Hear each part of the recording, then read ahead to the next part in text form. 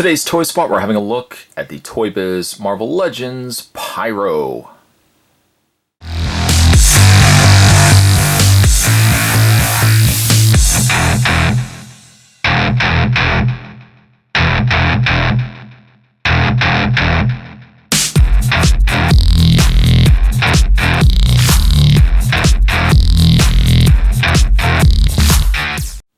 Pyro comes to us from the Onslaught series and includes the lower torso and shell of Onslaught.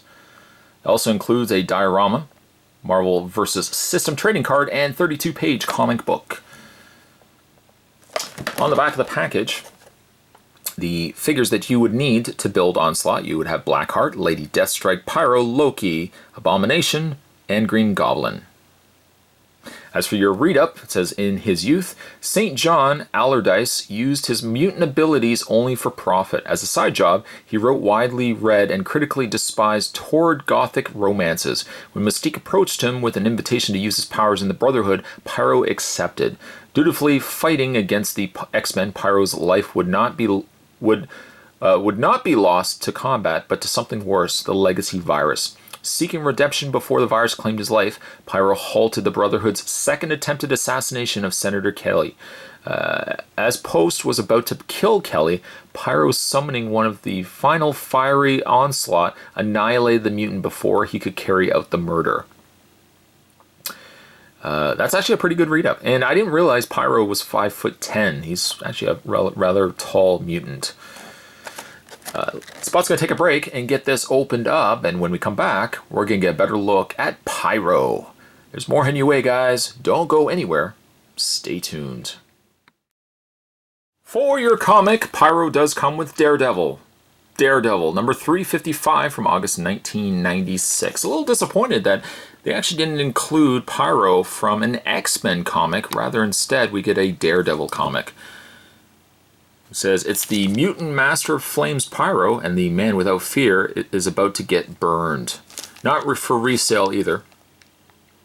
This also reminds me too of something I'm going to touch base on when we have a look at the figure, but at least you get a comic. Not really a comic that I would have preferred, but at least you get a comic. Moving that to the side, Pyro's now fallen over. I'll just leave him there for a second. The two pieces that you would get for Onslaught is the back shell of Onslaught. It's a really nice detail, though, really right now, and Spot apologizes, I don't have all the pieces to put together Onslaught, so that's why we haven't been looking at, building it through the course of the videos here.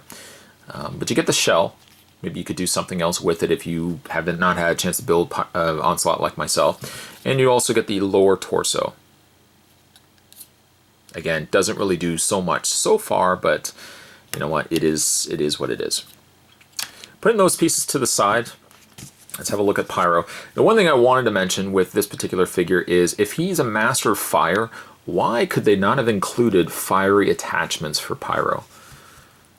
I mean, I'm sure any skilled person out there probably can come across some sort of fire attachments, maybe even something that came with like the build-a-figure of Ultimate Green Goblin. You could maybe use that somehow. But I kind of wish that Pyro had come with actually, pyrotechnics. He would have come with fiery attachments. Despite that, he's still a good-looking figure. Unfortunately, his hair, like his face, is very Pyro-esque, but I find his hair blends too much in with his mask. That, like the torso area here that you see in this tan color, and the tan color in his mask, is just too similar to the color of his hair.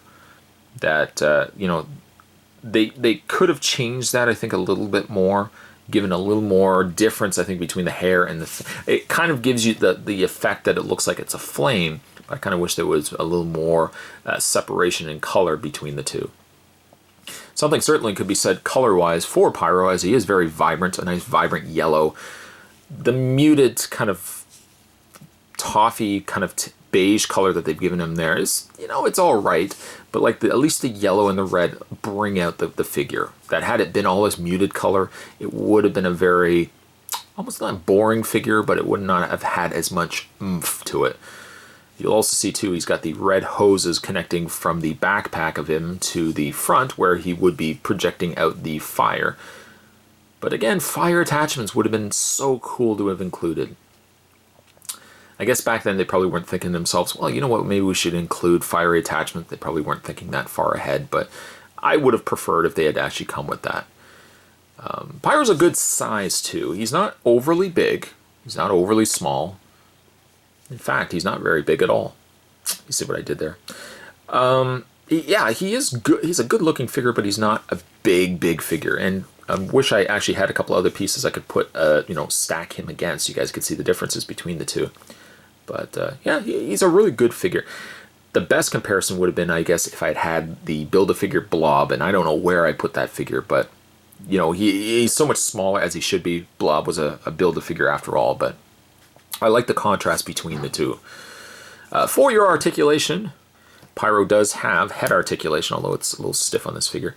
It moves down well, but not really up, and that likely could be because of the sculpt on his mask.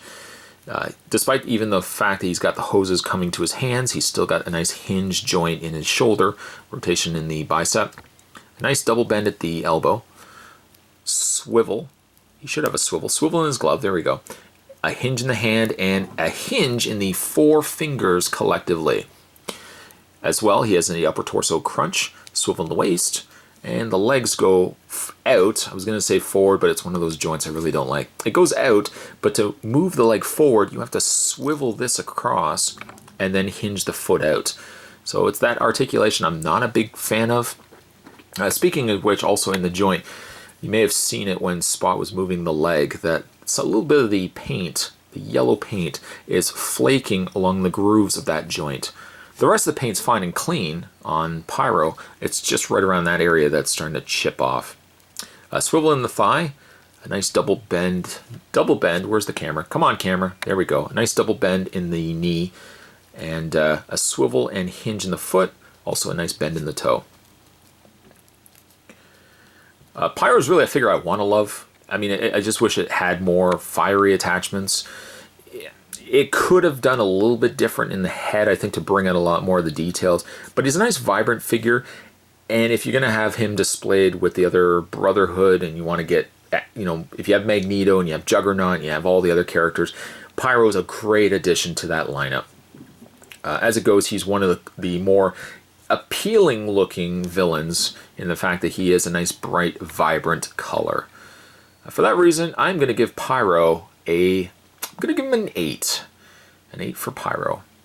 Today's Toy Spot, we're having a look at the Onslaught series from Toybiz Marvel Legends. We're having a look today at the Master of Fire, though sadly he didn't come with fire. We're having a look today at Pyro. Thanks for watching, guys. Stay tuned, Spot's going to have more videos heading your way. Thanks for watching. I'll see you next time.